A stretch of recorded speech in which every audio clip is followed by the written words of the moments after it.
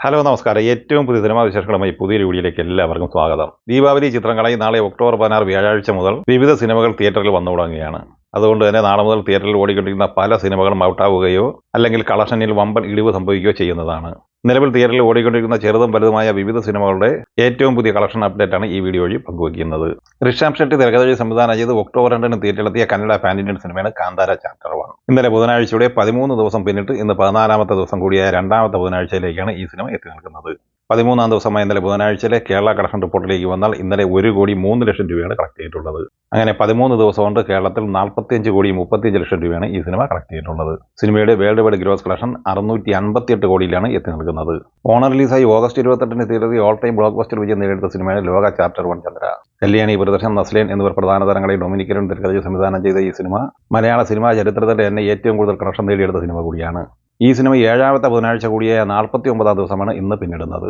Cinema 47ാം ദിവസം 13 ലക്ഷം രൂപയായിരുന്നു കേരളത്തിൽ കളക്ട് ചെയ്തിരുന്നതെങ്കിൽ 48ാം ദിവസമായ ഇന്നലെ ചൊവ്വാഴ്ചയും കേരളത്തിൽ 13 ലക്ഷം റേഞ്ചിൽ തന്നെയാണ് കളക്ട് ചെയ്തിട്ടുള്ളത്.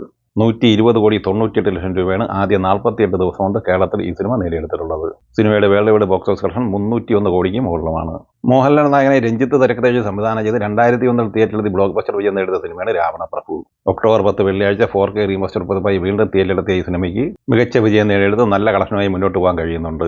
സിനിമ 5ാം ദിവസമായ ഇന്നലെ ചൊവ്വാഴ്ച കേരള കളക്ഷനായി സ്വന്തമാക്കിയത് 27,50,000 രൂപയായിരുന്നു. സിനിമ ആദ്യ 5 ദിവസം കൊണ്ട് കേരളത്തിൽ കളക്ട് ചെയ്തത് 2,87,00,000 രൂപയാണ്.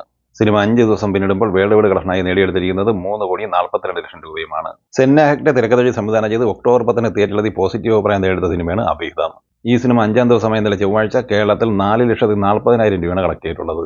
അങ്ങനെ 34,80,000 രൂപയാണ് ആദ്യ 5 ദിവസം കൊണ്ട് കേരളത്തിൽ ഈ സിനിമ കളക്ട് ചെയ്തിട്ടുള്ളത്. ഫാസിൽ മുഹമ്മദ് തിരക്കഥ സംവിധാനം ചെയ്ത് ഒക്ടോബർ 10 വെള്ളിയാഴ്ച തിയേറ്ററിലെത്തിയ സിനിമയാണ് ഫെമിനിച്ചി ഫാത്തിമ. പുതുമുഖ താരങ്ങൾ അണിനിരന്ന ഈ സിനിമയുടെ കേരള വിതരണാവകാശം സ്വന്തമാക്കിയിട്ടുള്ളത് വേഫെയർ ഫിലിംസ് ആണ്. ഈ സിനിമ 5ാം ദിവസം ഇന്നലെ ചൊവ്വാഴ്ച കേരളത്തിൽ 2,85,000 രൂപയാണ് കളക്ട് ചെയ്തിട്ടുള്ളത്.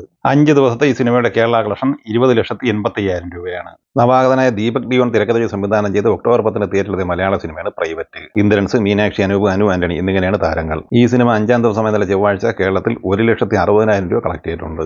അങ്ങനെ 5 ദിവസം കൊണ്ട് 10 ലക്ഷം രൂപ ഈ സിനിമ കേരള ബോക്സ് ഓഫീസ് കളക്ഷനായി നേടിയെടുത്തിരിക്കുകയാണ്. ഷെയ്ൻ നിഗം നായകനായി ഉണ്ണി ശിവലക്കൻ തിരക്കഥ സംവിധാനം ചെയ്ത് സെപ്റ്റംബർ 26 തിയേറ്ററിലെ സിനിമയാണ് ബൾട്ടി.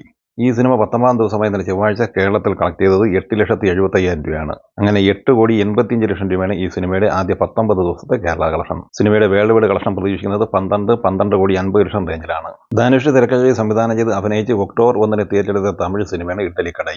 ഈ സിനിമ പോസിറ്റീവ് അഭിപ്രായമാണ് നേടിയെടുത്തെങ്കിലും സാമ്പത്തികമായി ഇതുവരെ ഈ സിനിമയ്ക്ക് വിജയിക്കാനായിട്ടില്ല. 14ാം ദിവസമായി ഇന്നലെ ചൊവ്വാഴ്ച ഈ സിനിമ കേരളത്തിൽ 70,000 രൂപയാണ് കളക്ട് ചെയ്തത്. നിലവിൽ കേരളത്തിൽ 1,01,00,000 റേഞ്ചിലാണ് ഈ സിനിമ എത്തി നിൽക്കുന്നത്. സിനിമയുടെ വേൾഡ് വൈഡ് കളക്ഷൻ 71 കോടി റേഞ്ചിലും പ്രതീക്ഷിക്കുന്നു.